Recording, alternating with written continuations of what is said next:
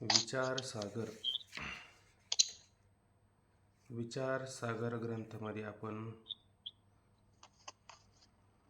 तरंग पाचवा आणि पाचव्या तरंगामध्ये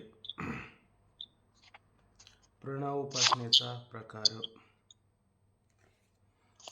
प्रणव उपासना सांगत असताना दोन प्रकाराने त्याचा विचार केलेला आहे.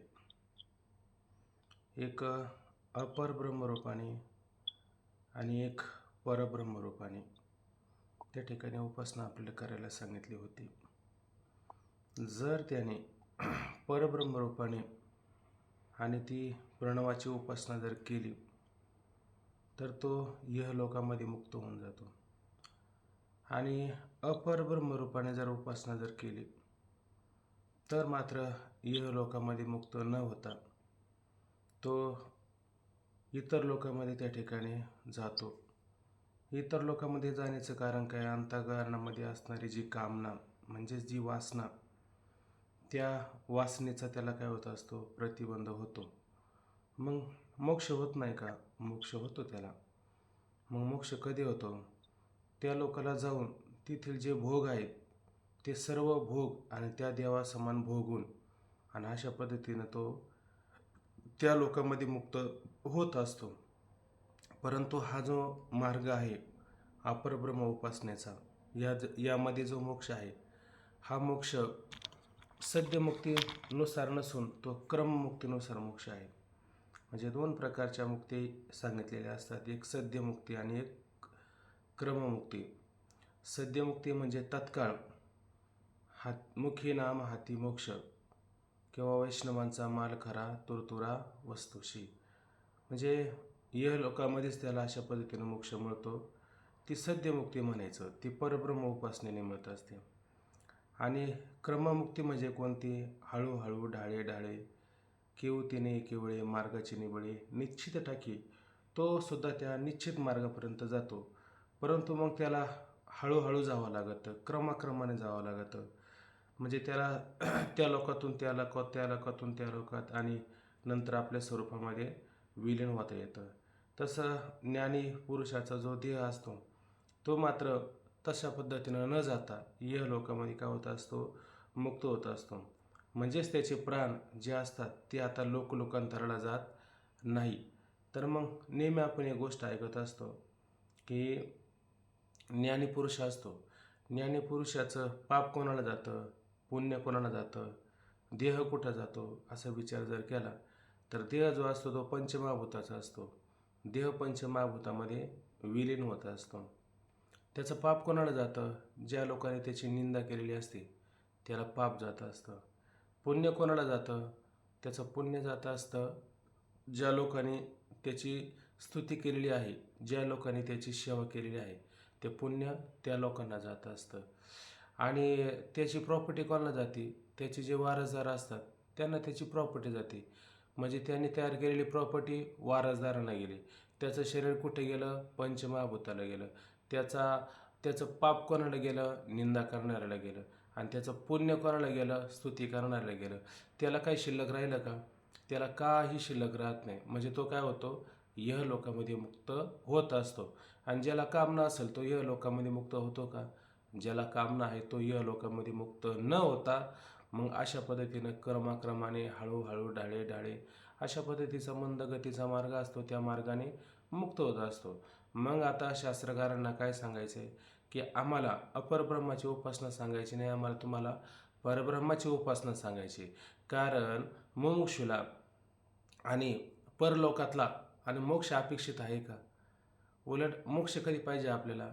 इथंच मोक्ष त्या ठिकाणी पाहिजे. याची देई याची ढोळा भोगो मुक्तीचा सोहळा, अशी आपली तीव्र भावना जर असेल तर आपल्याला इथंच मोक्ष हवा आहे. म्हणल्यावर आपल्याला कल्पित मोक्षाची अपेक्षा नाही. तो मोक्ष पण आहे, पण तो कसा आहे? कल्पित आहे. आपण पहिल्या तरंगामध्ये पाहिलं की नाही की मुमुक्षूला कल्पित मोक्षाची अपेक्षा नसून इथंच मोक्ष अपेक्षित आहे. म्हणून देहपातानंतर जो मोक्ष सांगितलेला आहे त्या मोक्षाची मुमुक्षूने अपेक्षा केली का? नाही केली. म्हणून त्या मुमुक्षूला याच देहामध्ये, याच जन्मामध्ये, याची देही याची डोळा असा मोक्ष भोगण्याकरता, मिळवण्याकरता वेदांत शास्त्राने जीव ब्रह्मात्मैक्य ज्ञानाची सिद्धी करून मोक्ष प्राप्त करून देण्याचं वचन दिलेलं आहे. म्हणून अशा पद्धतीनं या लोकांमध्ये मोक्ष सांगितलेला आहे. मग तो मोक्ष कशाने होणार आहे? अपरब्रह्माची उपासना केल्याने होणार आहे का परब्रह्माची उपासना केल्याने होणार आहे? परब्रह्माची उपासना करायची आपल्याला. आबा तुमचा व्हिडिओ बंद आहे. बर, पुढे पहा. मग आता काल कुठपर्यंत जाईल आपलं मला सांगा बरं. आहे का कोणाला माहिती? सर्व पदार्थाचे नाम सार इथपर्यंत शेवटच्या ओळीपर्यंत झालं तर आपला याच्यावरती विषय सगळा. बरं, मग आता याच्यावरती काय चिंतन करायची गरज नाही. आणि नंतर त्याच्यामध्ये आता आपल्याला जी उपासना करायची आहे तर ती उपासना करत असताना आपण मुद्दा उपस्थित केला होता. ज्याला ने होत नाही त्याने तेच परमतत्व काय करायचं? ध्येय करायचं. म्हणजे ध्यानाचा मार्ग सांगितला. ध्यान करता असताना 3 प्रकारची ध्यानं पहिलं प्रतीक ध्यान सांगितलं, नंतर ध्यानुसार ध्यान सांगितलं, नंतर अहंग्रह ध्यान सांगितलं. अहंग्रह ध्यान सांगत असताना परमात्म्याचे अभेद चिंतन करणं याला अहंग्रह असं ध्यान म्हणायचं. ते अहंग्रह ध्यानामध्ये परत दुसरा एक प्रकार केला, प्रणव उपासनेचा प्रकार केला. आता परब्रह्मस्वरूप काय आहे? तर परब्रह्मस्वरूप ओंकार आहे. ओंकार हे काय? परमात्म्याचं वाचक असतं ते नाम असतं. आणि नामेचा काय असतो? अभेद असतो. कारण एक असतं कार्य आणि एक असतं कारण. आणि जे काही कार्य म्हणून प्रतीतीला येत असतात ते सगळे कार्य कशामध्ये विलय होत असतात? तर कारणामध्ये विलय होत असतात. म्हणून सगळी कारणामध्ये विलय होत असतात. तसं हे सगळं आकार चरण युगल, उकार उदर विशाल, मकार महामंडल मस्तककारी, हे सगळं कशामध्ये लय होत असेल तर ती ओंकाराची अमात्रा जी शुद्ध मात्रा आहे त्या शुद्ध मात्रेमध्ये लय पावत असतात. मग त्याच्या 3 मात्रा आता प्रत्येक आत्म्याचे आपण काय पाहणार आहेत? 3 पाद. आत्म्याचे 4 पाद पाहणार आहेत, ब्रह्माचे 4 पाद पाहणार आहेत आणि ओंकाराचे पण त्या ठिकाणी काय करणार आहे? 4 पाद पाहणार आहे. आणि ह्या सगळ्यांचा काय करायचा? आपल्याला अभेद करायचा आहे. मग त्याच्यामध्ये आपल्याला सारासार विचार करायचा आहे. जसं माऊली म्हणतात की नाही की राजहंसापुढे चाचूचे रगडे, तोडी जेवे झगडे शिरनिराचे. राजहंसाच्या पुढे दूध आणि पाणी एकत्र करून दिलं तर राजहंस काय करतो? आसार असणारं तत्व त्याचा काय करतो? त्याग करतो. आणि सार असणारं दूध त्याचा काय करतो? स्वीकार करतो. आसार असणारं पाणी टाकतो आणि सार असणारं दूध स्वीकारतो. तर त्याच्यामध्ये सार आणि आसार या दोन्हींचा विचार करायचा. म्हणण्यापेक्षा दोन्ही काही आसार म्हणता येत नाही त्याच्यामध्ये, पण एक उपाधीने युक्त आहे आणि एक उपाधिरहित असणारं तत्व आहे. उपाधीने युक्त असणाऱ्या तत्वाचा विचार केला तर मोक्ष क्रमाने आपल्याला मिळतो. आणि उपाधिरहित असणाऱ्या तत्वाचा जर स्वीकार केला तर मोक्ष कुठं? आता आणि इथंच मोक्ष आहे आपल्याला. फक्त तो निश्चय करणं गरजेचं आहे. म्हणून आता आपण काय करू? झालेला हा मुद्दा आहे. मग याच्यावर चर्चा करण्यापेक्षा आपण डायरेक्ट पुढच्या मुद्द्याला सुरुवात करू. ठीक आहे ना? बघा आता इथं एक आपण आत्म्यासाठी एक शब्द विचार घेतला होता, त्याला वेष्टी असं म्हणतो. आणि ब्रह्मासाठी दुसरा शब्द घेतला होता तर तो समष्टी घेतला होता. एकासाठी वेष्टी असतो आणि सर्वांसाठी समष्टी असा विचार घेतला होता. तर त्या वेष्टीच्या पण 4 पादा असतात आणि समष्टीचे पण 4 पाद आहेत. वेष्टीचे आणि समष्टीचे आपल्याला 4 पाद कळाले तर त्या ओंकाराचे पण 4 पाद आपल्याला स्वाभाविकपणे त्या ठिकाणी कळू शकतात. तर कसं सांगतात पहा की आत्मा, आता जेव्हा हा आत्मा हा वेष्टी रूपाने असतो त्यावेळेस तो आत्मा स्थूल शरीराचा अभिमान, आता हे तर सगळं आपल्याला झालेलेच आहे. आता फक्त काय करायचं? वरच्यावर वाचायचं आणि पुढं निघायचं. जेव्हा हा वेष्टी रूपाने आत्मा आणि स्थूल शरीराचा अभिमान धारण करतो, सूक्ष्म शरीराचा अभिमान धारण करतो किंवा कारण शरीराचा अभिमान धारण करतो आणि त्या उपाधीचा जेव्हा होतो, म्हणजे जेव्हा स्थूल उपाधिवान हा आत्मा होतो तेव्हा त्याला नाव विश्व येतं, आणि सूक्ष्म उपादेवान होतो तेव्हा त्याला नाव तेजस येतं, आणि कारण उपादेवान हा जेव्हा आत्मा होतो तेव्हा त्याला नाव त्या ठिकाणी प्राज्ञा असं येतं. बरोबर आहे का नाही? मग आता जसा आत्मा या 3 उपाधीनं युक्त होत असतो, तर ह्या 3 उपाधीनं युक्त झाला आहे का नाही, त्याला वेगवेगळे नाव येतात का नाही? त्याला वेगवेगळे अशा पद्धतीनं काय येत असतात, नाव येत असतात. तसंच आहे आत्म्याचं जसं सांगितलं की नाही, तसंच ब्रह्माचं पण लक्षात घ्यायचं. जेव्हा ते ब्रह्म स्थूल उपादेवान होतं, सूक्ष्म उपादेवान होतं आणि कारण उपादेवान होतं, तेव्हा त्याला विराट, हिरण्यगर्भ आणि ईश्वर किंवा त्याला सूत्रात्मा असं त्या ठिकाणी म्हटलं जातं की नाही. आता हे सगळे त्याचे जे उपाधी आहेत, ह्या सगळ्या उपाध्या साकार आहे का निराकार उपाधी आहे बरं? या तिन्ही उपाध्या ज्या आहेत त्या साकार आणि उपाध्या याला उपाध्या लागतात. म्हणजे विश्व, तेजस आणि प्राज्ञा ह्या उपाध्या आल्यात का नाही, ह्या साऱ्या उपाध्या आलेल्या आहे. विराट, हिरण्यगर्भ आणि ईश्वर ह्या काय सगळ्या उपाध्या आहे. मग हे परब्रह्म याला म्हणायचं नाही, याला काय म्हणायचं, हे सगळं अपरब्रह्म आहे. हे सगळं साकार आहे, हे नष्ट होणार आहे. नष्ट का होणार आहे? बघा ना, जागृतीमध्ये असतो तेव्हा विश्व होतो, स्थूलदेहाचा अभिमान धारण करतो, आणि स्वप्नामध्ये जातो सूक्ष्म शरीराचा अभिमान धारण करतो, तेव्हा तुमची विश्व ही उपाधी नष्ट होते का नाही?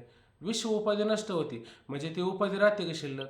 आणि जे राहत नाही त्याचा त्याग केला पाहिजे का नाही आपण? देखे सारा सार विचारता, भ्रांती ते पायी आसारता, सार ते स्वभावता नित्य जाणे. आणि त्याच्यातलं सार जे आहे ते शुद्ध साक्षी आहे का नाही, सोमपद लक्षात किंवा त्याला तम तोमपद लक्ष असं जर म्हटलं तरी चालेल. स्वयंपद लक्ष काय म्हटलं आणि तोत्पद लक्ष काय म्हटलं, तर काही फरक पडतो का? काही फरक पडत नाही.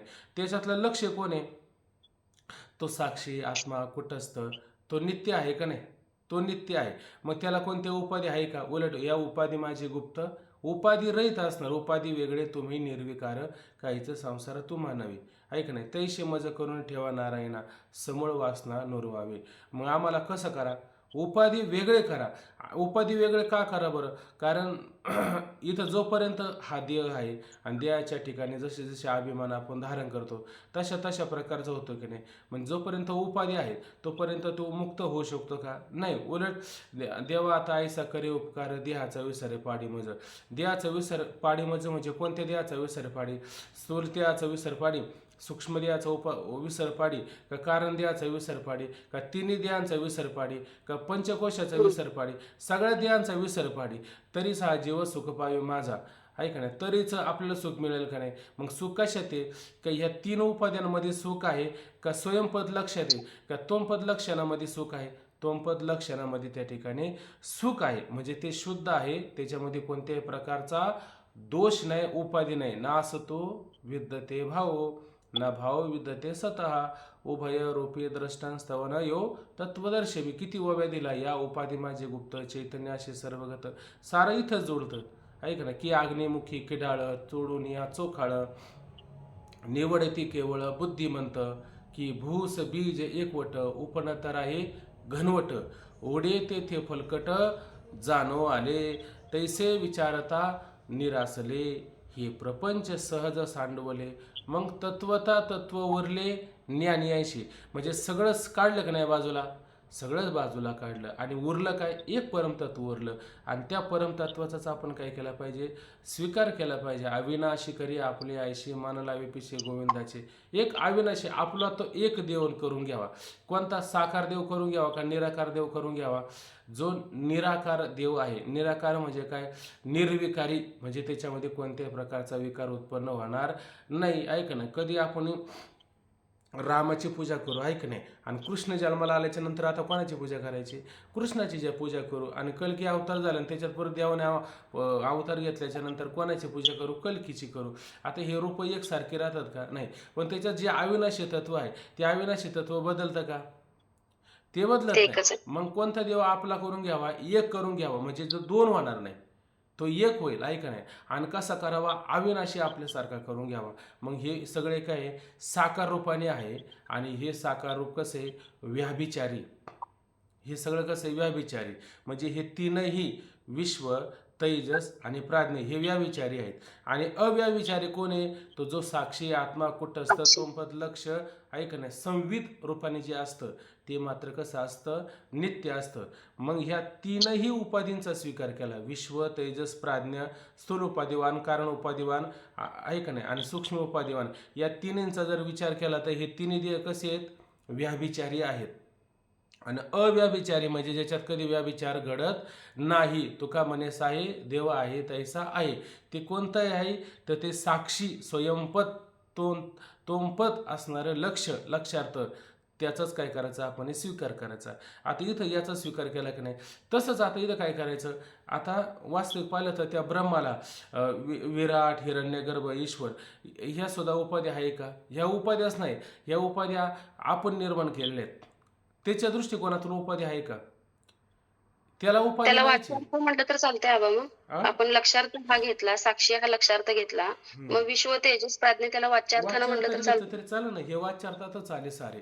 आणि वाच्यार्थाचा त्याग करायचा आणि लक्षार्थाचा स्वीकार करायचा आहे. हे तत्व पदार्थ शोधनामध्ये आपण विचारात घेतलेलंच होतं. मग तसं विश्व तेजस प्राज्ञ आता ब्रह्म आता आत्मा कसा आला? विष्णू रूपाने आला ना, संकुचित आला ना. आत्मा विष्टी रूपाने आला आणि ब्रह्म कसं आलं? समष्टी रूपाने आलं. त्याचं सुद्धा कसं होतं? जेव्हा स्थूल उपाधीचा स्वीकार करतो, सूक्ष्म उपाधीचा स्वीकार करतो आणि कारण उपाधीचा स्वीकार करतो, तेव्हा त्याला विराट हिरण्यगर्भ आणि सूत्रात्मा ईश्वर असं म्हटलं जातं. ह्या सुद्धा त्याच्या गणत्या आहे. या अपर ब्रह्म आहे हे सगळं. ऐक ना, हे सगळं अपर ब्रह्म आहे. हे सगळ्या उपाध्या आहेत आणि ह्या उपाध्याचा काय करायचा? त्याग करायचा. आता कोणी त्याग करायचा? आपण त्याग करायचा का त्याने त्याग करायचा? आपण करायचं. आपण करायचा, कारण आपण त्या उपाध्यांमध्ये आता मला सांगा, त्याची जी कारण उपाधी आहे आनंदमय कोश, ऐक नाही, आणि तो आनंदमय कोशामध्ये आपण कशाला पूजत होतो? आपण ऐक नाही कुदळ फावडं वेळू ऐक नाही हिरण्यगर्भ सूत्रात्मा या साऱ्यांना विष्णू महेश गणपती हे कारणामध्येच मोडत होतं नव्हतं. आणि जोपर्यंत याच्यामध्ये मोडत होतं तोपर्यंत मोक्ष आहे का? तोपर्यंत काळजी लागली ना. आता आज वार काय, आज दिवस काय, आज हे काय, उद्या ते काय, तो देवाचा पशु नाही होणार का? हे सगळं करता करता देवाचा पशु होतो. मग त्याला सुख आहे का? आणि ज्या देवाची उपासना करतो त्या देवाला काय तुमचं घेणं देणं आहे का? नाहीच आहे ना. तो जसा आहे तसाच आहे, त्याला काही फरक पडत नाही. मग हे लक्षात घ्यायचं का ह्या ज्या उपाध्या आहेत त्या उपाध्यांचा पूर्णतः काय करायचा? त्याग घ्यायचा. माऊलींचा हरिपाठामध्ये काय म्हटलं? मंथोनी नवनीता तैसे गे अनंता वाया व्यर्थ कथा सांडी मार्गो. हे सगळं वाया आहे, व्यर्थ आहे. ही सगळी कथाच व्यर्थ आहे. वाया व्यर्थ कथा हे तुम्ही सांगतात ना, याच्यात असं म्हणलं त्याच्यात असं म्हणलं, ही सगळी कथा कशी व्यर्थ आहे. मग मंथून दधी घुसळण करतो की नाही, त्याच्यामध्ये दोन गोष्टी निघतात. एक तूप निघतं आणि एक निघतं ताक. बरोबर आहे ना? मग आपण कशाचा स्वीकार करायचा? आपण तुपाचा स्वीकार करतो आणि आसार असणारं ताक आपण टाकून देतो. तसं हे आकारवान जे आहे ना, हे कधीतरी नष्ट होणारं असतं, म्हणून याला टाकायचं आणि सार असतं त्याला स्वीकार त्या ठिकाणी करायचा असतो. म्हणून जसं आत्म्याचं आपण विश्व तेजस प्राज्ञ टाकून दिलं, तसं ब्रह्माचं विराट हिरण्यगर्भ सूत्रात्मा ईश्वर याचा त्याग करायचा. आणि कोणत्या पदाचा स्वीकार करायचा? जसं वर तत्पदाचा स्वीकार केला तसं या ठिकाणी तोम पदाचा स्वीकार केला तसं या ठिकाणी तत्पदाचा स्वीकार करायचा. तत्पदातला आता आपण काय टाकला? वाच्यार्थ टाकला. तीन उपाध्यांतला त्याच्यातला लक्षार्थ टाकून दिला. आता तत्पदातल्या वाच्यार्थ टाकून दिला आणि लक्षार्थ घेतला. हा, वाच्यार्थामध्ये काय काय आलं बरं? त्याच्यात तत्पदाच्या वाच्यार्थात काय आलं?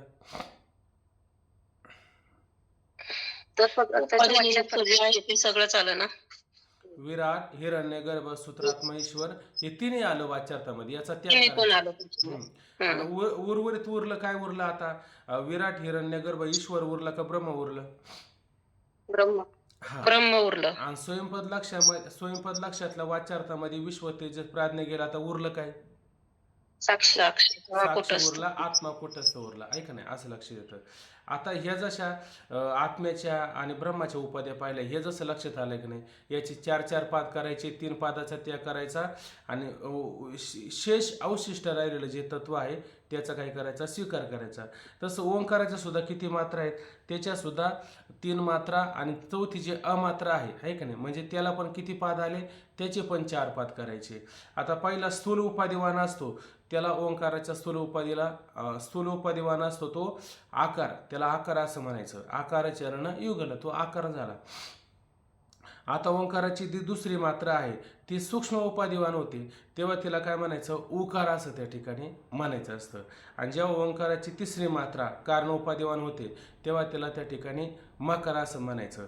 तर ह्या तिन्ही मात्रा ज्या आहे त्या कशा आहे, या तिन्ही मात्रा त्या ठिकाणी अपर ब्रह्मरूप, हे ब्रह्मचे ना शेवटी त्या ठिकाणी आकार उकार मकार हे पण ब्रह्मचे, पण ह्या उपादेवान असणारं काय ब्रह्म आहे. तर ह्या तीनही आकार उकार मकार तिन्ही असणाऱ्या मात्रा, उपादेवान असणाऱ्या मात्रा, या तिन्ही मात्रा टाकून द्यायच्या आणि चौथी जी मात्रा आहे ती अमात्रा, म्हणजे त्याच्यामध्ये मात्रा नाही, उगाच एक बिंदूला काढलेलं त्या ठिकाणी आहे का नाही. तर त्याच्यामध्ये काही दोष आहे का, काही दोष नाही. म्हणून ती कशी पारमात्म स्वरूप आहे. चौथी जी मात्रा आहे ना ती परमात्मा स्वरूप आहे. म्हणून चौथी मात्रा जी आहे त्या चौथ्या असणाऱ्या मात्रेचा स्वीकार करायचं आहे का नाही. तर त्या चौथ्या मात्रेचा स्वीकार करा, किंवा ईश्वर साक्षी आहे तो तत्पद लक्ष किंवा स्वयंपद लक्ष साक्षी आहे, हे सगळे कोणती अवस्था आहे, या 3 अवस्था टाकून दिल्या की चौथी अवस्था प्राप्त होती, तिला तुर्यगा अशी अवस्था म्हणायची. ह्या चौथ्या अवस्थेला काय म्हणायचं, तुर्यगा असं म्हणायचं. आणि ह्या मात्र 3 कशा आहे, कारण उपाधिवान, सूक्ष्म उपाधिवान आणि स्थूल उपाधिवान ज्या आहेत त्या उपाधीने युक्त असणाऱ्या मात्रा आहे, असं लक्षात घ्या. मात्रा तन्मात्रा वेगळी असते का? तन्मात्रा ती विषयाने युक्त असते. आता इथं फक्त चीन मात्र जरी घेतलं तरी चालतं बरं का. इथं याला चीन मात्र जरी म्हटलं तरी चालेल, याच्यामध्ये कोणत्या प्रकारचा दोष नाही, हे सगळं चीन मात्र होऊन जातं. आता हा वरला कोष्टक सगळ्यांच्या लक्षात आला का, कोणाच्या लक्षात आलं नाही त्याने सांगा वाटलं असतं. आहे सर्वांच्या लक्षात ना, ठीक आहे, समजले. बर. आता काय करायचंय, आता याच्यात आता यांचा ऐके कसं सांगितलं, यांचा आभेद कसा सांगितला, तर हे सगळ्यांच्या आता लक्षात आलेलं आहे. आता वेगळा आभेद सांगायची काही गरज नाही आणि खाली तोच विषय सांगितलेला आहे. तर पहा, आता वरील कोष्टकात दाखविल्याप्रमाणे आत्म्याचे विश्व, तेजस, प्राज्ञ आणि त्वमपद लक्ष, म्हणजे वर दिलं स्वयंपद किंवा तिथं त्वमपद म्हटलं तरी काय हरकत नाही, ऐक नाही, लक्ष, जीवसाक्षी असे 4 पाद आहेत. किती पाद झाले, 4 पाद झाले. कोणतं, स्वयंपद, प्राज्ञ, विश्व, तेजस, ऐक नाही, असे त्याचे काय झालेले 4 पाद झालेले. त्याच्यानंतर पुढं सांगितलं जीवसाक्षीस तुर्यही म्हणतात, ऐक नाही. आता जीव साक्षी आहे का नाही, जीवाचा साक्षी कोण आहे बरं, जीवाचा साक्षी कोण सांगू शकतो, नवीन व्यक्तीने कोणीतरी सांगा, नेहमी व्यक्ती सांगण्यापेक्षा. जीव साक्षी कोण म्हटलं बरं, माझं नेटवर्क जाते काही कळा नाही, आलं का, बोला, जीव साक्षी कोण म्हटलं, नाही लक्ष देत तुमच्या, ईश्वर. अरे देवा, जीव साक्षी जी चौथी अवस्था सांगितली ती कोणती आहे, जवळजवळ बरोबर आहे तुमचं म्हणणं, पण जवळजवळ व्यवस्थित करून सांगा. तुर्यगामध्ये जीव साक्षी सांगितला का नाही, अहो जीव त्या ठिकाणी वरती बघा ना, चौथी अवस्था सांगली, शुद्ध साक्षी, तोच आत्मा कुठस्थ असं म्हणू शकता ना तुम्ही, ऐक नाही. ती आता स्वीकार कोणता करायचा, ह्या 3 उपाधीचा त्याग करायचा आणि चौथी उपाधी तिचा काय करायचा आहे, स्वीकार करायचा ना आपल्याला, हे मला म्हणायचं आहे. म्हणून जीव साक्षीस तुर्यही म्हणतात. तसेच ब्रह्माचे विराट, हिरण्यगर्भ, ईश्वर आणि तत्पद लक्ष, ईश्वर साक्षी, हे 4ही पाद आहेत. असे त्याला किती दिले, 4 पाद दिलेत. ओंकाराचे काय दिलेत, आकार, उकार, मकार आणि अमात्रा, असे 4 पाद आहेत. आता काय करायचं, खाली पहा, वेष्टी स्थूल. आता इथं वेष्टीमध्ये काय सांगितलं बरं आपल्याला, ब्रह्म सांगितलं, ओंकार सांगितलं का आत्मा सांगितलंय, वेष्टीमध्ये आत्मा सांगितलं. हा. आणि व्यष्टी आणि समष्टी याचा विचार आत्म्याशी, ब्रह्माशी किंवा ओंकाराशी याच्या कोणाशी करायचा, याच्यातला कोणता काढायचा? व्यष्टी आणि समष्टीचा विचार करत असताना व्यष्टी करत असताना आत्मा, आत्म्याच्या. समष्टी करत असताना ब्रह्म. हा. ब्रह्म. आणि ओंकाराला काय लावायचं का? काही लावायची गरजच नाही. गरज नाही त्याला. गरजच नाही त्याला, आहे का नाही? तो कसा आहे, तो स्वतंत्र आहे, तो समजून घ्यायचा आपल्याला. तो या सगळ्यांचा काय आहे, हे सगळं कार्य आहे आणि या सगळ्या कार्यांचा तो कोण आहे? वाचक आहे. कोण? हा ओंकार, आहे का नाही? जसं एखादं वस्तू असेल तर तिला काहीतरी नाम आहे का नाही, तसा हा ओंकार काय सगळ्यांचा वाचक आहे, असं लक्षात घ्यायचं. बर. व्यष्टी स्थूल प्रपंच अभिमानी विश्व आणि समष्ट स्थूल प्रपंच अभिमानी विराट, या दोघांची उपाधी स्थूल असल्यामुळे विश्व विराट रूप आहे असं म्हणलं तर चालेल का? वा असं म्हणलं तर चालेल, ऐक नाही. कारण ह्या व्यष्टीची आणि समष्टीची स्थूल उपाधी सारखीच आहे का नाही? फक्त याची छोटी आणि त्याची मोठीची, म्हणजे पिंडी ती ब्रह्मांडी असं म्हणायला काय हरकत आहे का? अहो एकच म्हणू शकता ना तुम्ही. तसं त्याला विष्टीला स्थूल उपाधी लागली तेव्हा त्याला नाव काय येतं? विष्टीला स्थूल उपाधी लागली तेव्हा त्याला नाव काय येतं? विश्व. आणि आणि समष्टीला स्थूल उपाधी लागली तेव्हा त्याला नाव काय येतं? विराट. विराट. विराट. या दोघांशी एक म्हणजे हा विश्व विराट रूप आहे का? विश्व विराट रूप आहे. जेव्हा समष्टीला सूक्ष्म उपाधी लागती तेव्हा त्याला नाव काय येतं? तेजस. तेजस. आणि समष्टीला सूक्ष्म उपाधी लागते तेव्हा त्याला हिरण्यगर्भ असं म्हणतो. मग तेजस हिरण्यगर्भ रूप आहे का? तेजसच हिरण्यगर्भ रूप आहे. आणि प्राज्ञ ईश्वर रूप आहे का? प्राज्ञ ईश्वर रूप आहे. मग तो ईश्वर तुम्ही आहे हे सिद्ध झालं का? आता याच्यात वेगळं सिद्ध करायची गरज आहे? बस मग यालाच म्हणायचं मंथुनी नवनीता तैसी घ्या नंतर. बघा, व्यष्टीस प्रपंचाभिमानी विश्व आणि समष्टी स्थूल प्रपंचाभिमानी विराट, या दोघांची उपाधी स्थूल असल्यामुळं विश्व विराट रूप आहे असे चिंतन करावे. त्या विराट रूप विश्वाची आता पुढचं सांगायचं नाही का? तेजस हिरण्यगर्भ आहे, प्राज्ञ ईश्वरूप आहे, साक्षी स्वयंपद लक्ष, तेच तोमपद लक्ष आहे, याची सांगायची गरज नाही, हे तर सगळं कळून जातं. आता त्याचा भोग कसा होतो? आता जेव्हा तुम्ही स्थूल उपाधिवान होता तेव्हा कसा भोग घेता? तुमचे जसे भोग घेण्याचे प्रकार आहे का नाही, तर तो त्याचा सुद्धा भोग घेण्याचा प्रकार तसाच आहे का नाही? फक्त तुमचा भोग कसा असतो? एक छोटा संकुचित रूपाने असतो. आणि त्याचा भोग कसा असतं? व्यापक अशा स्वरूपाचा, अमर्यादित त्या ठिकाणी असतो. तो कसा भोग घेतो ते पण पाहू आपण. जसं आपल्याला हात, पाय, कान, नाक, डोळे वगैरे असतात की नाही, तसं त्याला पण आहेत ना. मग ते कसे आहेत ते पण पहा.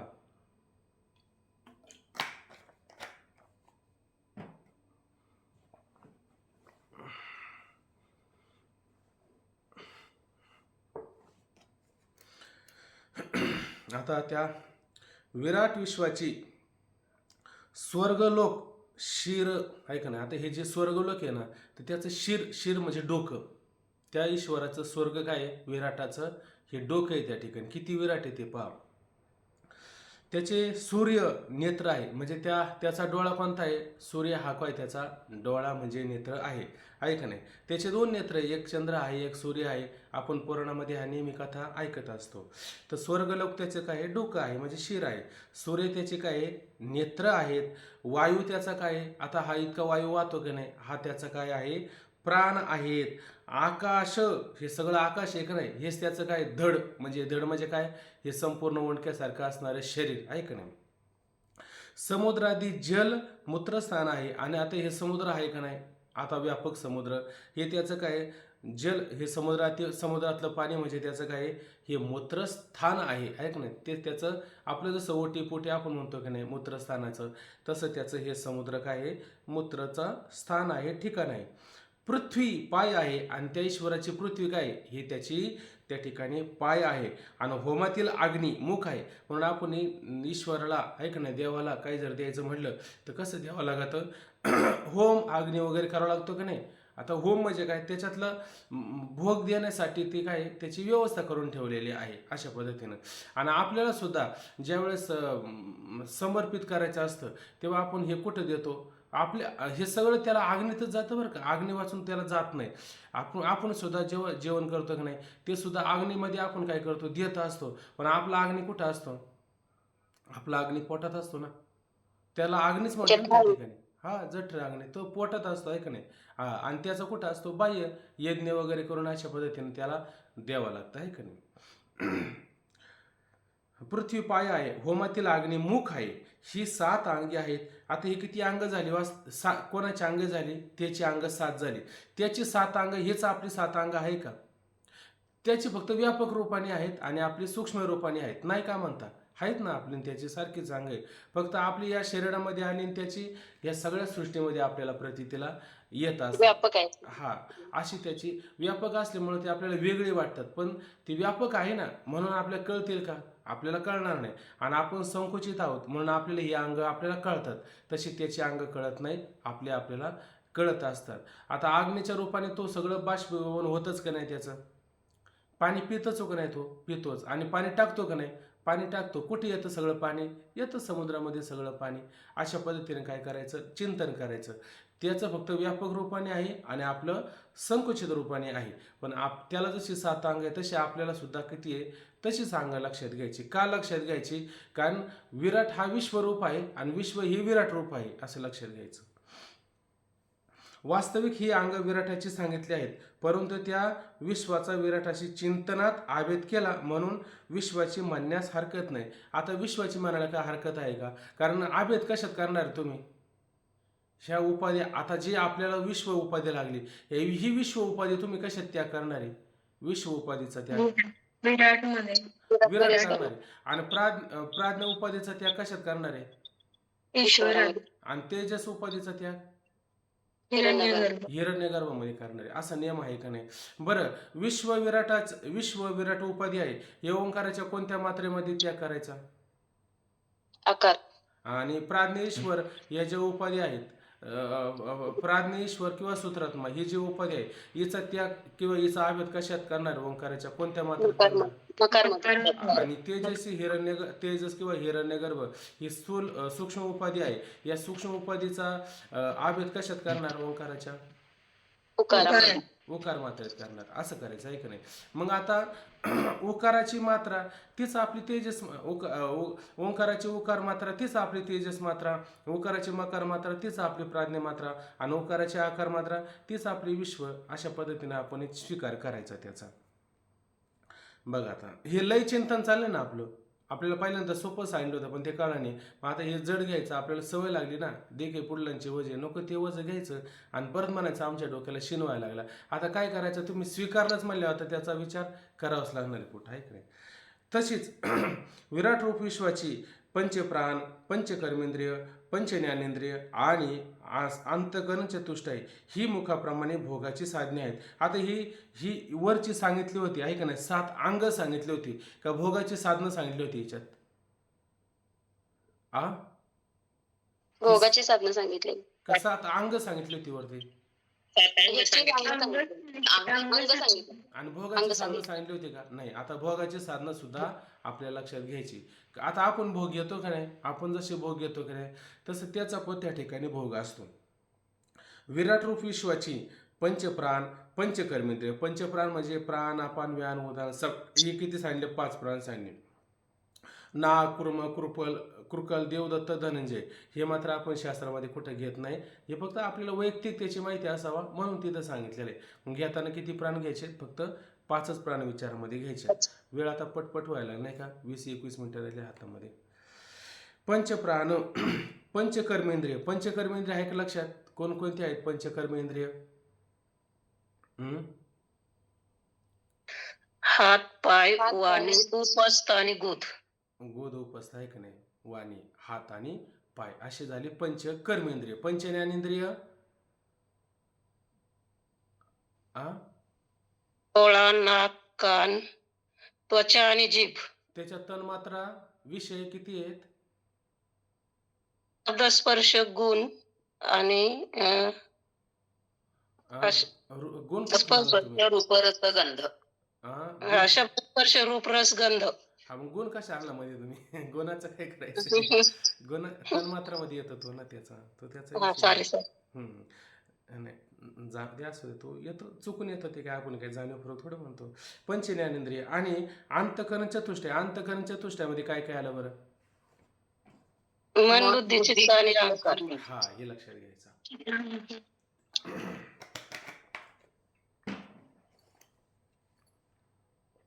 म्हणून ही किती झाली? ही मुखाप्रमाणे, जसं मुखामधून भोगाची साधनं आहे का नाही, तसं ही त्याची काय सगळी भोगाची साधने आहेत. म्हणून एकंदर 19 मुखे आहेत. किती मुख झाली? 19 मुख झाली. ही कोणाची झाली? विराटाची झाली. विराटाची जर 19 मुख होत असेल तर ह्या आपली सुद्धा मुख आहेत का? विराटाचा विश्वाशी आभेद आहे, विश्वाचा विराटाशी आभेद आहे, म्हणून त्याची जी मुख तशीच आपली पण त्या ठिकाणी मुख आहेत.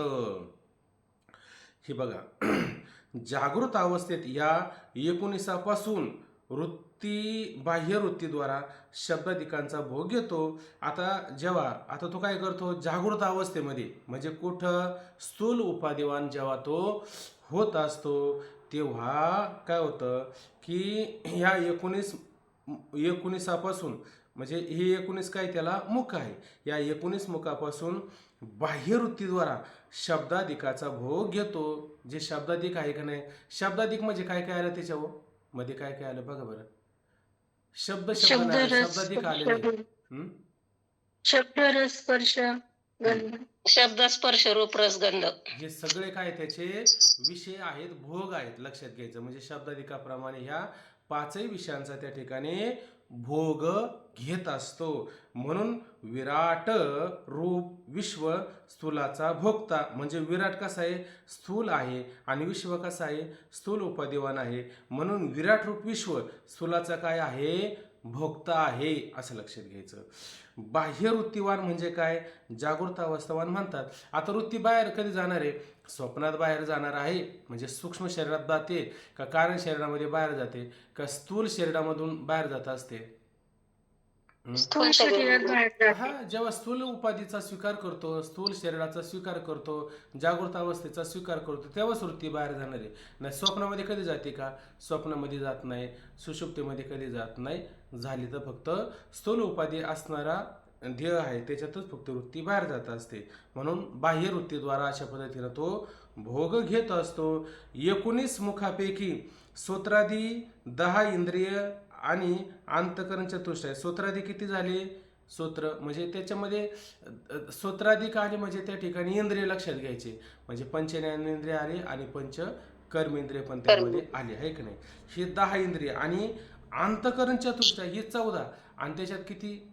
मन बुद्धी चित्त अहंकार. आणि ते 10 आणि ही 4 चाली किती? 14. ही 14 यांनी भोगकाली आपापल्या विषयाची आणि देवतानुग्रहाची आवश्यकता असते. बघा, आता नुसतं इंद्रिय बाहेर जाऊन उपयोगाचं आहे का? त्याच्या अधिष्ठात्री पण देवता पाहिजे आपल्याला. त्याच्या अधिष्ठात्री पण देवता असायला पाहिजे, आहे की नाही? जर समजा म्हटलं डोळ्याची देवता कोण आहे असं जर म्हटलं तर डोळ्याची देवता लगेच लक्षात आलं पाहिजे, आहे का नाही? कोण? सूर्य ही डोळ्याची देवता आहे. आता आपल्याला हे स्वर्गातल्या देवता वगैरे इकडे तिकडे पाहायची गरज नाही. या सगळ्या देवता आपल्या तिथं आहे का नाही? सगळ्या देवता आपल्यामध्येच आहे. आणि ह्या सगळ्या देवता आपल्यामध्ये राहून आपल्याला काय करत असतात? सहकार्य करत असतात, सहाय्यकार्य होत असतात. पण आपल्याला मात्र ग्रंथाची नजर आलेली नसते आणि आपल्याला बाह्य देवता पाहायची सवय लागलेली असते. काही काही नाही इतक्या बाह्य देवता पाहिजे असती की त्या वाड्याला असणाऱ्या देवता, बांधाला असणाऱ्या देवता, आहे का नाही? कडक्याला असणाऱ्या देवता, डोंगराला असणाऱ्या देवता, डोंगराच्या खालच्या देवता, कुठल्या नको तो देवता पाहत राहतो आणि जवळचे देवता मात्र पाहतच नाही. अशी त्याची सवय असते, आहे का नाही? तर ह्या देवता कुठं पाहायची गरज नाही. ह्या देवता आपल्यामध्येच आहे. मग कुठं कुठं देवता आहे याचा शोध घेतला पाहिजे ना आपण. शोध ज्ञान नसतं त्याचं, ज्ञान इंद्रिय येतं ना, काय म्हणतात त्याला? म्हटले ज्ञाने विने नसले ते बुद्धी भेदाशी आले. तेनेची या कल्पले अनेकत्व, एकत्वच एक नाही त्याच्यात. पण ते अनेकत्व का कल्पना का केली? ज्ञानेविरीनं असले, ज्ञाना वाचून हे सगळ्यांचं बिघडलं. म्हणून भेदू पाहते. मुळात ते अभेद रूप आहे का नाही त्याच्यातच भेद पाहू लागले. या अनामे नावे ठेवते आणि याला नावं किती? अनामे. हे नाव झालं का ते झालं का ते कितीतरी, आहे का नाही? हेंदरी शेंदरी अमुक तमुक सारे दैवत उभे केले, आहे का नाही? भेदू पाहते या अनामे नावे ठेवते. देवी देव म्हणून अचर्चाते. एकीला देवी म्हणायचं आणि एकाला देव म्हणायचं. आता ते काय देवी आहे का देव आहे ना? ते देवी नाही ते देवही नाही, आहे का नाही?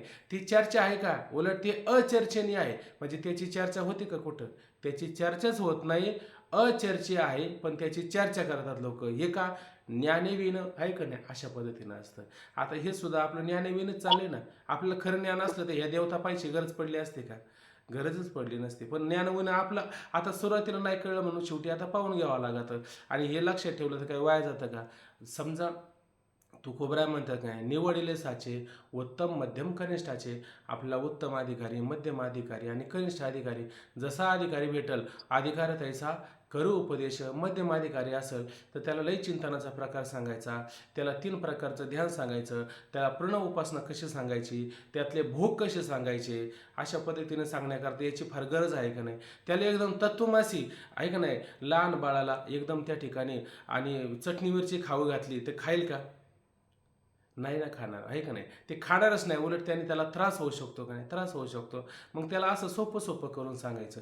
हे संग्रहित राहिल्याने काही नुकसान नाही होत, उलट याचा आपल्याला फायदाच होत असतो, आहे का नाही.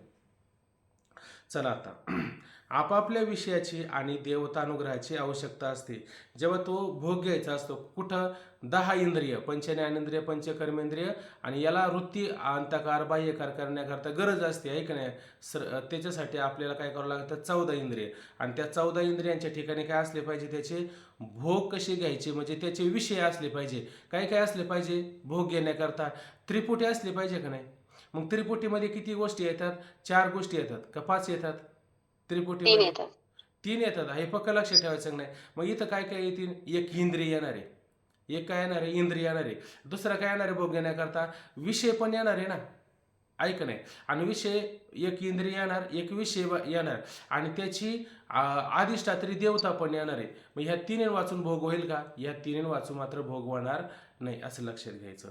मग आपापल्या विषयांची देवता अनुग्रहाची आवश्यकता असते. विषय आणि देवता यांच्या साह्या वाचून भोग होत नाही. विषय आणि देवता असले वाचून भोग होईल का? भोग होणार नाही. आपण अगदी यज्ञाधिक कोणती जर कर्म करायची म्हटले, अहो साधं जेवण करायचं म्हटलं तर तुम्ही म्हणता का श्लोक? वदने कवळ घेता नाम घ्या श्रीहरीचे, सहज हवन होता नाम घ्या पुकाचे. नाम घ्या, कोणाचं घ्या? अहो त्याचे अधिष्ठात्री देवता आहेत ना, त्यांची नाव घ्यावंच लागेल का नाही आपल्याला?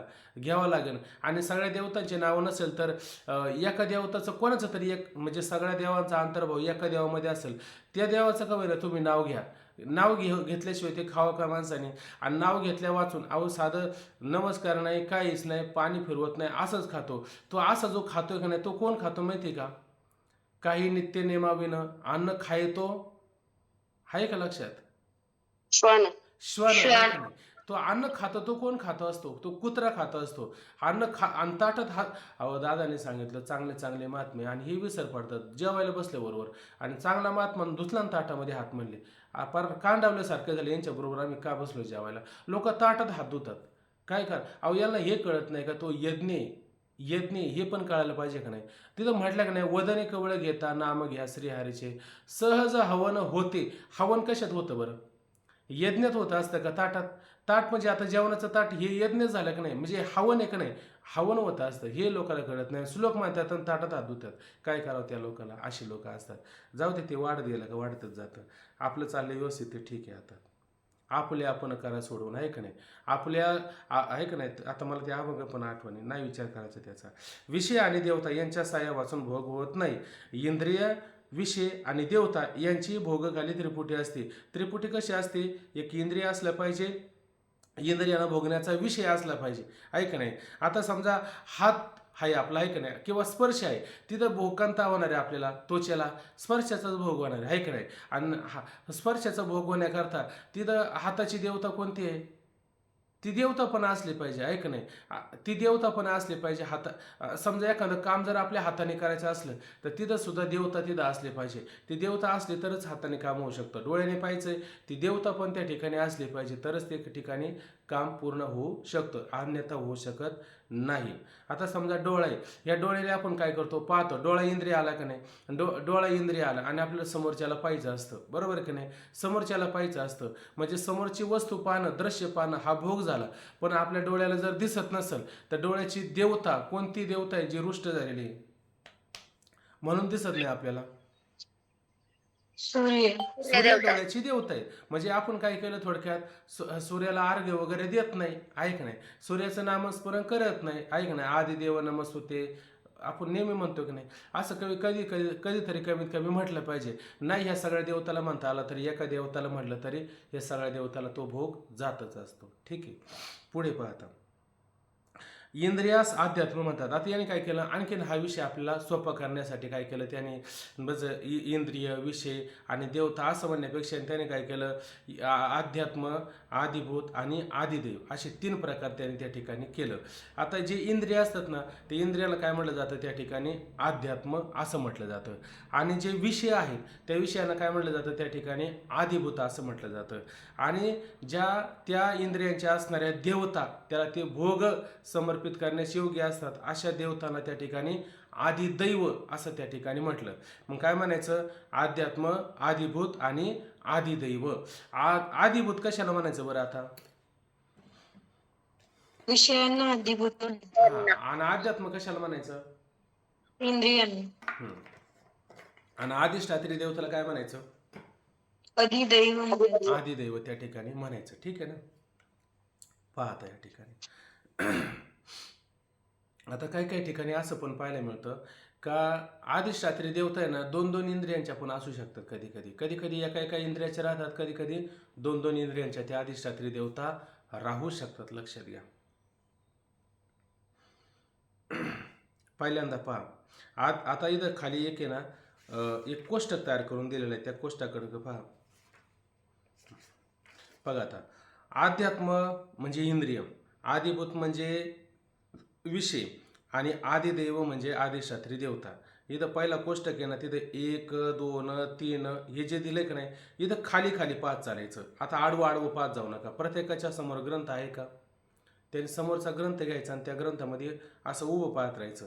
पहिल्यांदा काय दिले, 1 नंबर टाकले, तिथं अध्यात्म टाकले, त्याच्या खाली काय दिले, स्तोत्र म्हणजे काय, आपलं कर्णेंद्रिय, ऐकण्याचं कान, आहे की नाही. तर त्या कानाची देवता कोण आहे, शब्द, बरोबर ना. स्तोत्र म्हणजे कानच ना. म्हणजे मी काय तुम्हाला असं उलट नाही सांगितलं, मी सरळच सांगितलं. मग तुम्हाला वाटलं काय उलट चुकीचं झालं का काय. स्तोत्र म्हणजे आपलं कर्ण, आहे का नाही, कान. आणि कानाचा विषय काय आहे, ऐकणे, शब्द ऐकणे, बरोबर ना. का कान काय स्पर्शाला वगैरे जाणतो का पाण्याला जाणतो, नाही. कान, कर्ण इंद्रिय, श्रोत्र इंद्रिय कशाला, स्पर्शाला जाणतं, आहे का नाही. मग स्पर्श काय झालं त्या ठिकाणी, आदिभूत झालं. आणि त्याची अधिष्ठात्री देवता कोण आहे, तर दिशा अभिमानी देवता, आहे का नाही.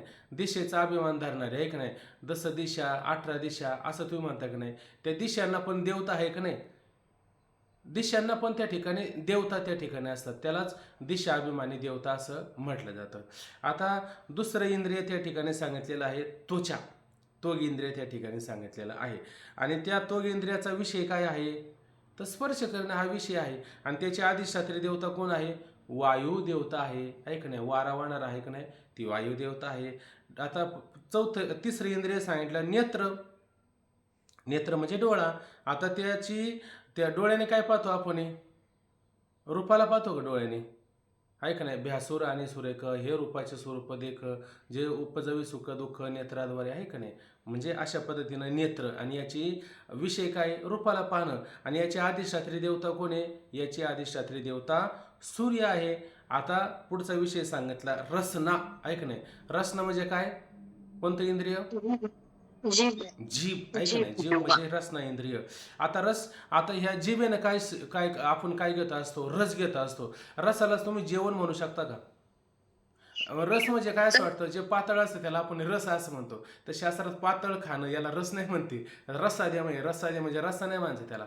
रस म्हणजे जेवण याला असं, नाही का. येरा इंद्रिया विषय तोटे, तैसा नेमून रस हटे, नेमू रस म्हणजे जेवण, आहे का नाही. बाकीचे आता तो दुसऱ्या अध्यायातला विषय आलेला आहे. म्हणजे बाकीच्या इंद्रियांचा विषय बाजूला करता येतो, तर जेवण हा रस बाजूला केला होता तो जगल का. हे जीवनाचे ना घटे नवीन, म्हणजे रस म्हणजे जेवण असं त्याचा अर्थ घ्यायचा. ठीक आहे. रसना म्हणजे जीभ, आणि जीभला काय लागतं, जेवण, आहे का नाही. त्याला काय म्हणतात, विषय काय त्याचा, रस.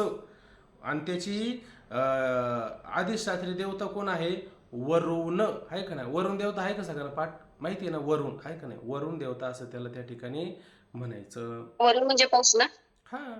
वरुण म्हणजे पावसापासूनच हे अन्न पाणी सगळं तयार होत असतं ना, त्याला वरुण असं जलदेवता. हम्म. आता पुढचं घ्राण. घ्राण म्हणजे काय? घ्राण इंद्रिय, सुगंध आणि नाक दुर्गंध. नाक हा सुगंध आणि दुर्गंधू हा परिमळाचा भेदू जो घ्राणे संगे विषादू तोषू देता. घ्राण इंद्रिय सांगितलं, नाक सांगितलं. नाकाने काय होतं? सुगंध आणि दुर्गंधू. हा गंध आहे का नाही त्या ठिकाणी? सुगंध दुर्गंध आहे की नाही? हा काय त्या नाकाचा विषय आहे. आणि त्याची अधिष्ठात्री देवता कोण आहे? अश्विनी कुमार किंवा पृथ्वी देवता आहे का नाही? हे कुठून तयार होतात? पृथ्वीपासून होतात. रस कुठून तयार होतो? पावसापासून होतो ना. अन्न कुठून उत्पन्न होतं? पावसापासून होत असतं. आहे का नाही? रूप कुठून येतं? सूर्यापासून. लक्षात येतं का नाही? आणि स्पर्श कुठे आहे? स्पर्श वायू. आकाशात असतो, वायू. वायूमध्ये असतोय. वायुदेवता. आणि शब्द कुठे येतो? वायूत येतो का आकाशात येतो? आकाश आकाश. मग हे जुळतं ना मागं सांगितलेलं. हे जुळून घ्यायचं आपण, विसर नाही पडून द्यायचा त्याचा. ठीक आहे. आता वाणी. वाणी आपण बोलतो का नाही? आता आवाज येतो का तुम्हाला? वैखरी वाणी याचा आवाज येतो का नाही? आहे का नाही? तर ही वाणी ही काय झाली त्या ठिकाणी? अध्यात्म झालं. आता इथं ही वाणी ही ज्ञानेंद्रिय आहे का कर्मेंद्रिय आहे बरं? वाणी कर्मेंद्रिय कर्मेंद्रिय आहे. आणि वरती कोणती इंद्रिय सांगितलेत आतापर्यंत आपल्याला? ज्ञानेंद्रिय ज्ञानेंद्रिय सांगितले सांगले. आता म्हणजे तुमच्या लक्षात आहे, याला ज्ञानेंद्रिय म्हणायचं आणि खाली कर्मेंद्रिय सुरू झाले. ठीक आहे ना? आता ती वाणी अध्यात्म आहे का नाही? इंद्रिय त्या ठिकाणी. आणि आधिभूत म्हणजे त्याचा विषय काय आहे? तर व्यक्तव्य आहे का नाही? व्यक्तव्य करणं म्हणजे व्यक्त करणं म्हणजे बोलणं आहे का नाही? इथं बोलणं जरी म्हटलं तरी चालेल का नाही? वाणीनं काय करता?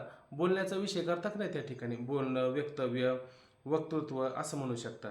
तर त्याची अधिष्ठात्री देवता कोण आहे? तर अग्नी त्याची अधिष्ठात्री देवता आहे. अग्नी देवता म्हणायचं त्या ठिकाणी. ठीक आहे ना?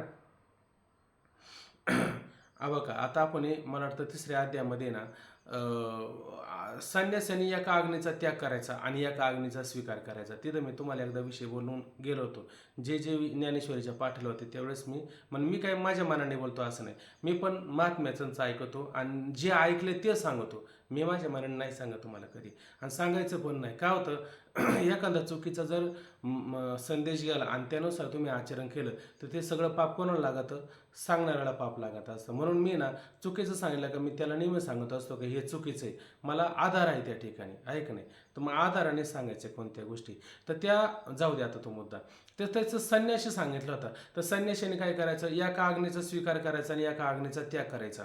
तर कोणत्या आज्ञेचा त्याग करायचा? श्री ही नावाची एक आग्नी लक्षात घ्या. कारण तुम्ही लग्न करताना देव ब्राह्मण अग्नीचं साक्षीने लग्न करताय का नाही? म्हणून तिथं स्त्रीला सांगतं काय? श्री आग्नी आणि तिचा त्याग करायचा. आणि कोणत्या अग्नीचा स्वीकार करायचा? तर वाणीची देवता अग्नीचे लक्षात घ्या.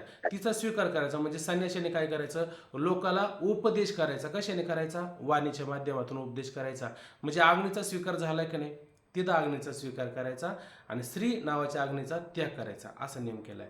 म्हणून वाणीची बोलणं आहे का नाही? वाणी हे इंद्रिय झालं आणि बोलणं वक्तव्य करणं हे विषय झाले. आणि त्याची अधिष्ठात्री देवता कोण आहे? तर अग्नी ही देवता त्याची अधिष्ठात्री देवता आहे. आता हस्त म्हणजे हाताने काय करतो आपण? ग्रहण करतो, घेतो, देतो आहे का नाही? देणं घेणं कशाने होत असतं? हातानेच त्या ठिकाणी होत असतं आहे का नाही? बरं. आणि त्याची अधिष्ठात्री देवता कोण आहे? इंद्र आहे का नाही? इंद्र त्याची कोण आहे? अधिष्ठात्री देवता सांगितलेली आहे. आता इकडचा कोष्टक पूर्ण झाला का नाही ह्या 3 वळीचा? आता परत पुढच्या 3 वळीचा कोष्टक पाहता.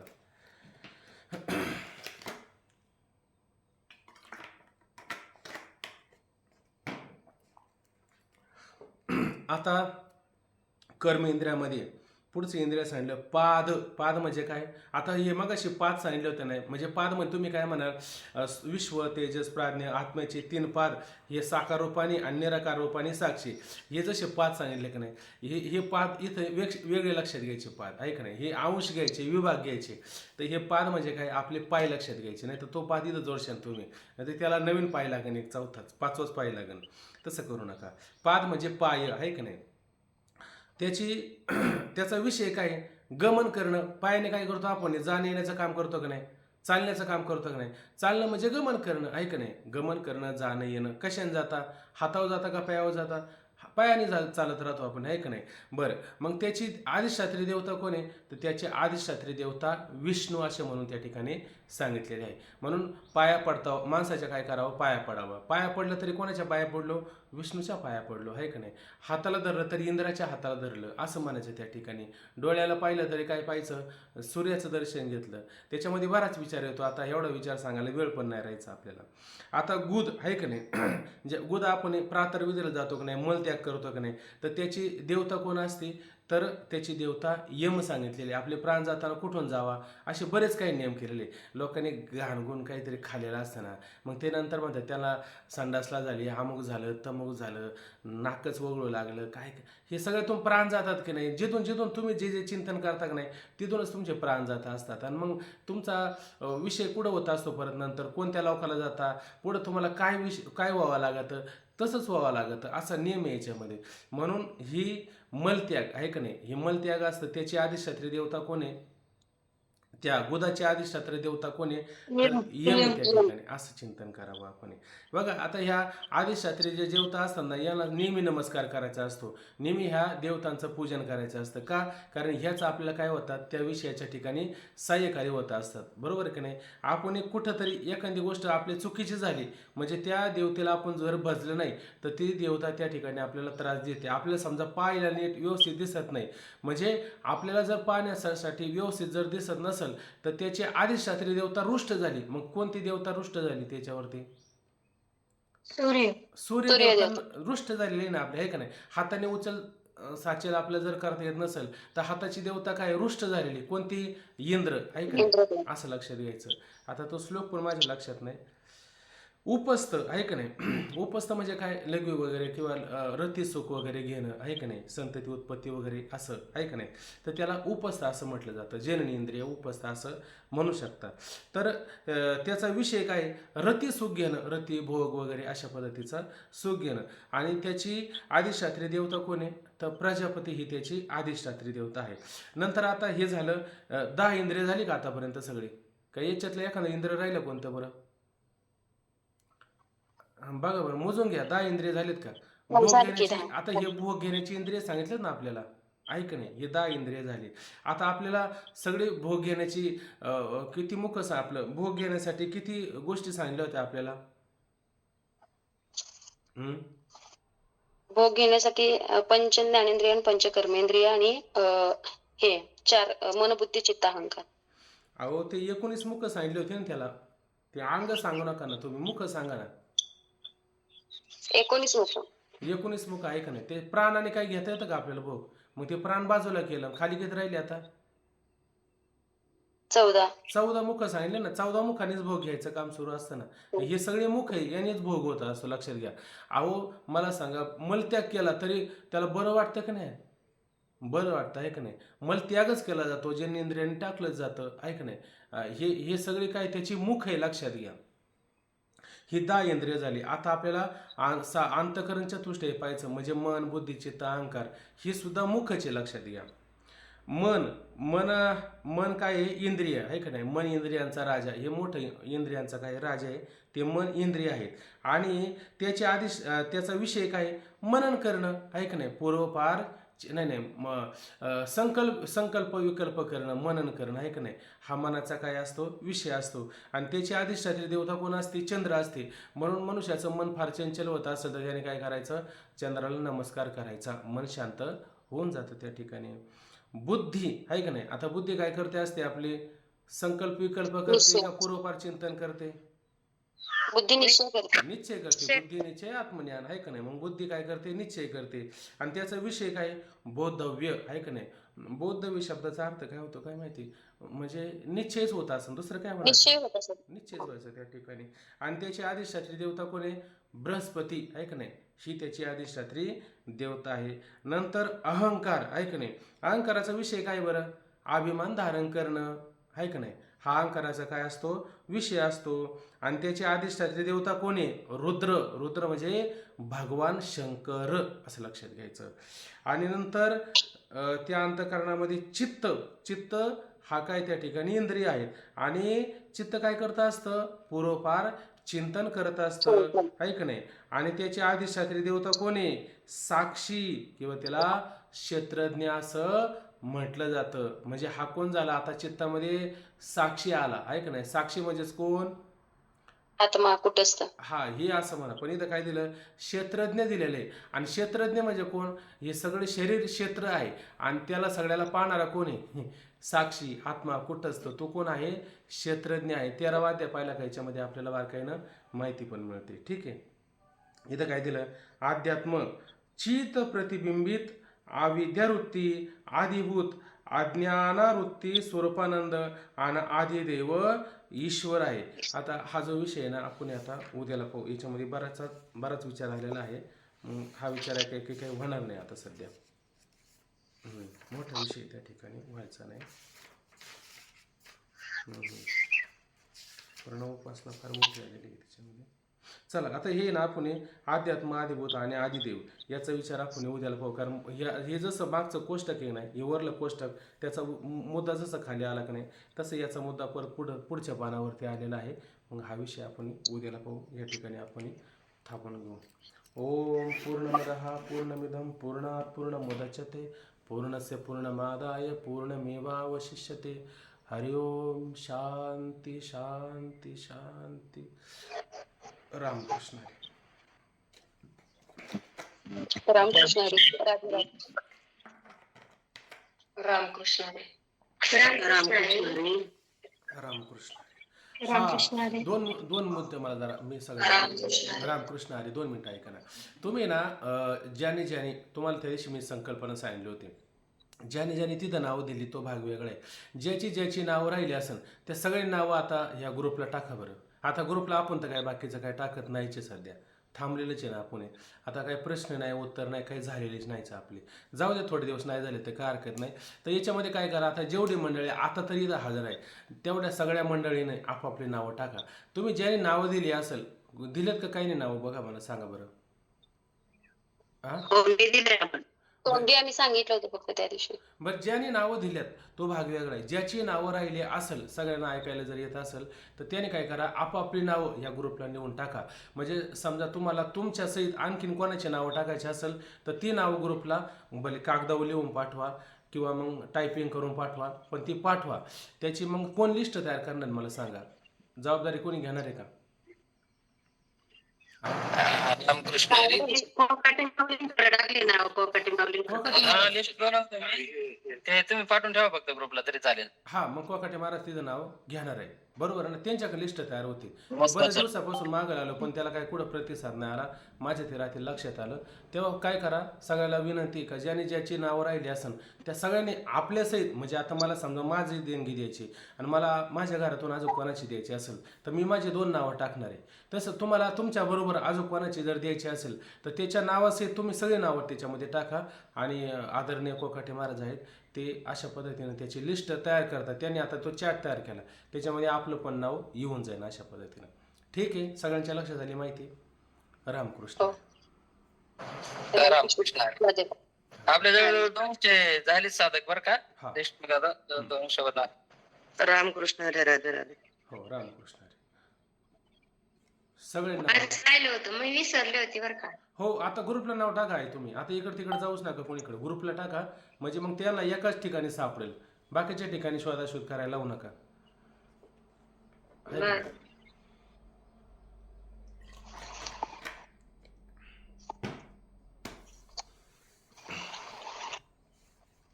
कोकण महाराज कुठं आले तुम्ही?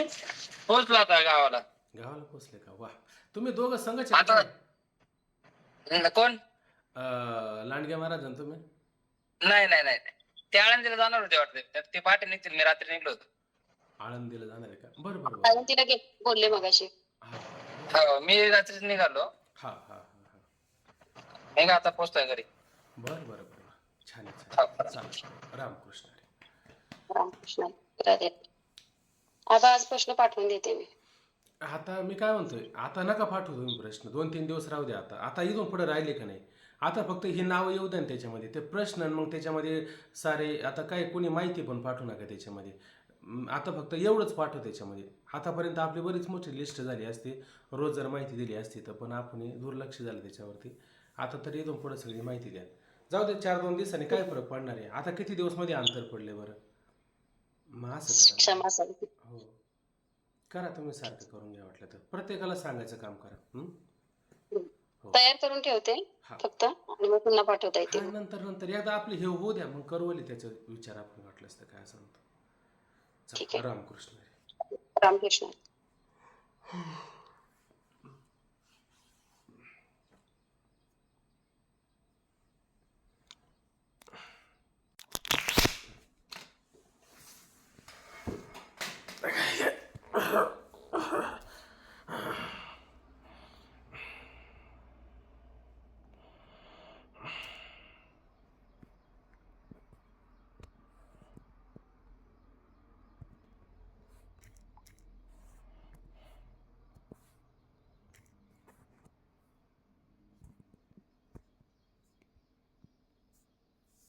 नाही कळलं.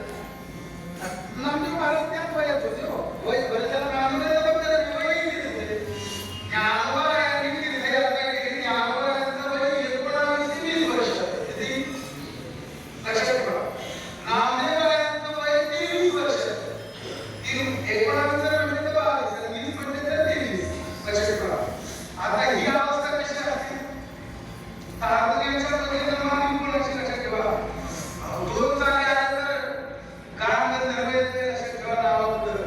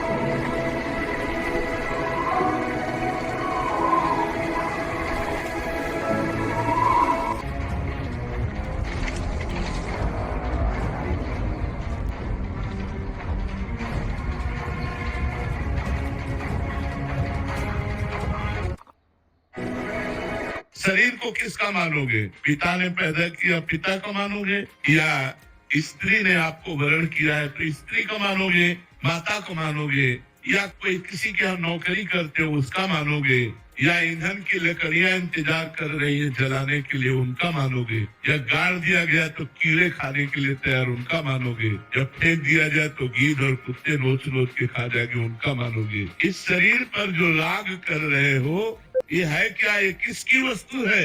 इस अज्ञान ने हद कर दी।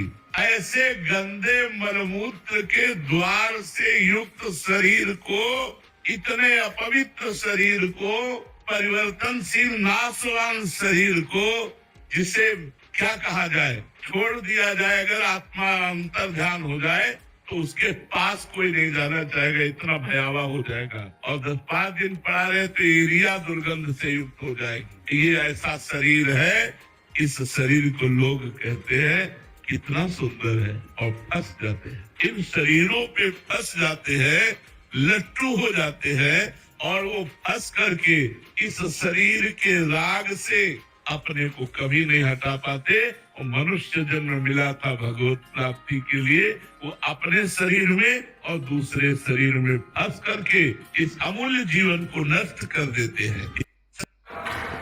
मी आता नाशिक मध्ये आहे आणि नाशिक जिस तरह लोग मरे हुए इंसान